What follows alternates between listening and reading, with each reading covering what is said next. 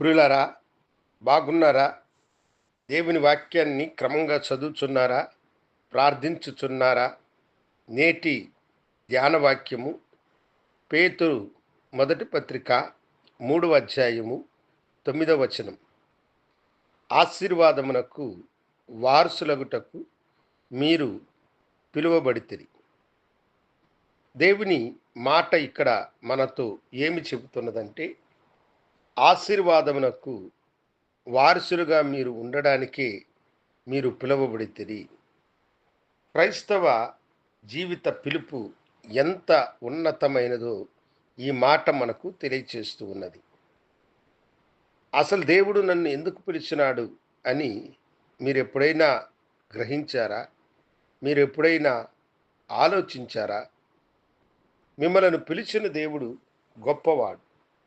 ఆయన మిమ్మలను ఎందుకు పిలిచాడో తెలుసా? ఆశీర్వాదమునకు మీరు వారసులుగా ఉండడానికి. ఎవరి ఆశీర్వాదమునకు? దేవుని ఆశీర్వాదమునకే మనము వారసులుగా ఉండడానికి దేవుడు మనలను పిలిచినాడు. ఆదిలో ప్రభు ఆదాము హవ్వలను సృష్టించినప్పుడు వారిని ఆయన ఆశీర్వదించాడు. మీరు ఫలించి అభివృద్ధి పొంది భూమిని నింపుడి అని వారితో చెప్పాడు. ఎంత గొప్ప దేవుడు! సృష్టికర్త అయిన ఆ దేవుడు తన చేతులతో సృష్టించిన వారిని ఆశీర్వదించినాడు. ఆదికాండం 12వ అధ్యాయమునకు మనం వెళితే, దేవుడు ఊరు అన్న ప్రాంతంలో ఉన్న ఒక ఊరిలో ఉన్న అబ్రహామును, సారాయిని దేవుడు పిలిచినాడు. అబ్రహామును దేవుడేమని పిలిచినాడు? అబ్రహామా, నీవు నన్ను వెంబడించు, నిన్ను ఆశీర్వదించు వారిని నేను ఆశీర్వదించదును. నిశ్చయముగా నేను నిన్ను ఆశీర్వదించి నిన్ను గొప్ప చేయుదును. నిన్ను ఆశీర్వదించు వారిని ఆశీర్వదించదును అని చెప్పాడు. దేవుని పిలుపే ఆశీర్వాదముతో కూడినది. తన దాసుడైనటువంటి అబ్రహాము ఒంటరి వాడై ఉన్నప్పుడు అతన్ని పిలిచిన దేవుడు అతన్ని పెక్కుమందిరిగా ఆశీర్వదించి అనేక సంపదలు కలిగిన మనుషునిగా అతన్ని దీవించాడు. అవును దేవుని బిడ్డలారా, నిన్ను పిలిచిన దేవుడు గొప్పవాడు. నీవు పాపములో ఉన్నప్పుడు నీ పాపములో నుండి నిన్ను విమోచించి నిన్ను పాప విముక్తుడిగా చేసి తనను వెంబడించమన్న దేవుడు నీవు తన యొక్క ఆశీర్వాదమునకు వారసుడిగా ఉండాలని ఇష్టపడ్డాడు. దావీదుతో ప్రభు చెప్పేటప్పుడు కూడా మీరు గమనించండి, నీవు అల్పుడుగా ఉన్నప్పుడు నీవు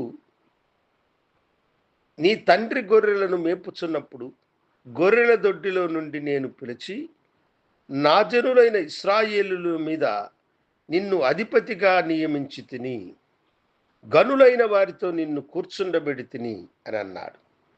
అప్పుడు దేవుని ఉద్దేశము మనము పేదతనములో మగ్గిపోయి ఎందుకు పనికిరాని వారిగా ఉండాలన్నది కాదు. ఆయన పిలిపే మనలను ఆశీర్వదించుటకు పిలిచాడు. ఆశీర్వాదమునకు మనము వారసులముగా ఉండడానికే ఆయన తన దయగలిగిన హస్తంతో మనలను నడిపించుచు ఉన్నాడు. ప్రభు మనకు సొంతమై ఉండగా ఇహలోకములో ఆశీర్వాదములన్నీ మనవే. ఆ ఆశీర్వాదములన్నీ మనలను వెంబడించును దేవుని బిడ్డలారా. కనుక మీ జీవితంలో ఈ సత్యమును మీరు గుర్తెరగండి. ఆయన ప్రేమ ఎంత గొప్పదంటే, ఆయన మన కొరకు కల్వరి శిలువలో మరణించి దరిద్రుడుగా మారినాడు. ఎందుకో తెలుసా? మనలను ధనవంతులుగా చేయడానికి ఆయన దరిద్రుడుగా మారినాడు.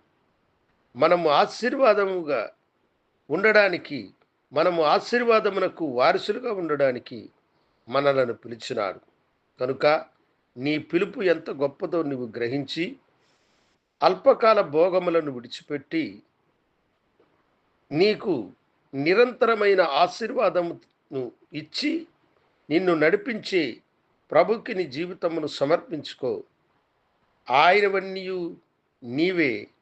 ఆ గొప్ప దేవుని యొక్క కృపకు మనమెల్లప్పుడూ పాత్రులముగా ఉంటాం. కనుక విచారము, దుఃఖము, దిగులు, వేదనను విడిచిపెట్టి నేను ఆశీర్వాదమునకు వారసుడును అన్న గొప్ప ధైర్యంతో ముందుకు కొనసాగుదాం. ప్రార్థించుకుందాం. గనుడా, పరిశుద్ధుడా, నీకు వందనాలు. ఆశీర్వాదమునకు వారసులైన నీ బిడ్డలను నీ కృపాకరములకు సమర్పిస్తూ ఉన్నాను. దీవించి ఆశీర్వదించుమని యేసు నామమున అడిగి వేడుకొంచున్నాము తండ్రి. ఆమెన్. శుభోదయం. ప్రభు మిమ్మలను దీవించునుగాక. ఆమెన్.